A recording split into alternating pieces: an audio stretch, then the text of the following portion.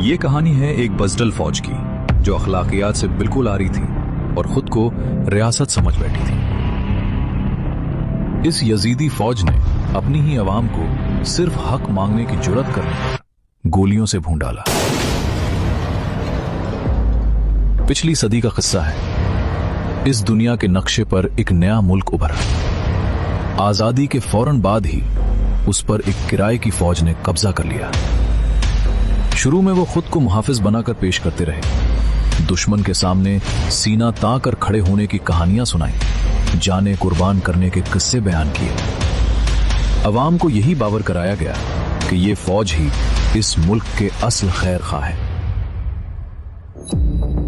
वो सियासतदानों को एक दूसरे से लड़ाते, फिर अचानक एक मेज पर बिठा देते, कभी एक दूसरे पर कीचड़ उछालते, कभी मिलकर मुस्कुरा देते। अवाम हर बार यही समझते कि असल मसला तो सियासतदान है। मिंबरों से इन्हीं के हक में दुआएं मांगी जाती, उलमा ने इनके लिए शहादत के फतवे दे दिए, मीडिया इनके कसीदे पढ़ता रहा, अदालतों पर दबाव डालकर फैसले अपने हक में करवाए जाते, और जो भी इनके खिलाफ आवाज उठाता उसे फौरन गद्दार करार दे दिया जाता। वक्त गुजरता गया, मुल्क का बड़ा हिस्सा इनके कब्जे में चला गया। बजट का ज्यादातर हिस्सा इन्हीं के नाम पर उड़ने लगा। अवाम महंगाई और गुर्बत की आग में जलती रही।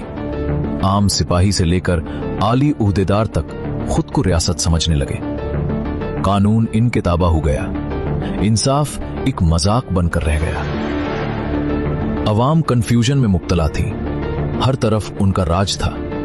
जो फौज के खिलाफ बोलता सब उसके खिलाफ खड़े हो जाते। सच और झूठ का फर्क मिटता जा रहा था। फिर इन्हीं तारीख हालात में एक नौजवान खड़ा हुआ। वो उस कौम का असल राजा था। वो कौम का हीरो बनकर उभरा। राजा ने कौम को एक फलाही रियासत बनाने के लिए अपनी पूरी जिंदगी वक्फ कर दी थी। वो भी शुरू में बाकी लोगों की तरह यही समझता था कि मुल्क को सियासतदान लूट रहे हैं। उसने अवाम को उन सियासतदानों के खिलाफ खड़ा करना शुरू किया। उनकी हकीकत सामने लाने लगी। लोग उसके गिर्द जमा होने लगे।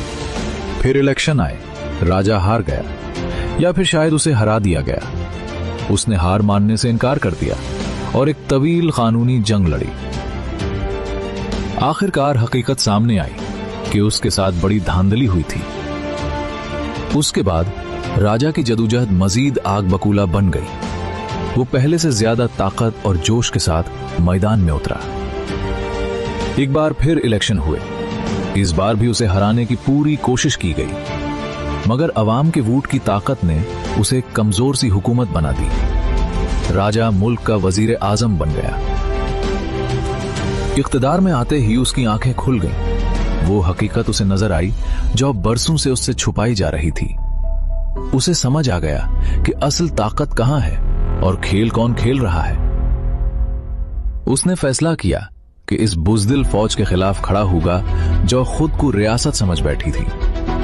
यही फैसला राजा के लिए हकीकी आजादी का आगाज बन गया। उसके अपने जो इसके साथ थे आज उसके खिलाफ हो गए। मीडिया बदल गया, अदालतें फौज के आगे लेट गईं और फिर एक दिन उसे अचानक गिरफ्तार कर लिया गया। उसकी बापर्दा बीवी को भी जेल में डाल दिया गया। राजा को एक अंधेरी तपती हुई भट्टी जैसी कूटरी में बंद कर दिया गया। कई साल गुजर गए। कौम ने राजा की शक्ल तक नहीं देखी, उसकी आवाज तक नहीं सुनी। वो आहिस्ता आहिस्ता खत्म किया जा रहा था ताकि उसे इबरत का निशान बना दिया जाए।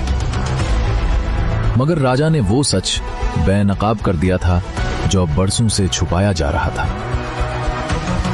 अब बाहर कुछ बाशूर नौजवान राजा के पैगामात को जदीद टेक्नोलॉजी का इस्तेमाल करते हुए छुपकर अवाम तक पहुंचा रहे हैं। वो राजा की आवाज बनकर कौम को जगाने की कोशिश कर रहे हैं। कौम आज भी खौफ और सच के दरमियान खड़ी है।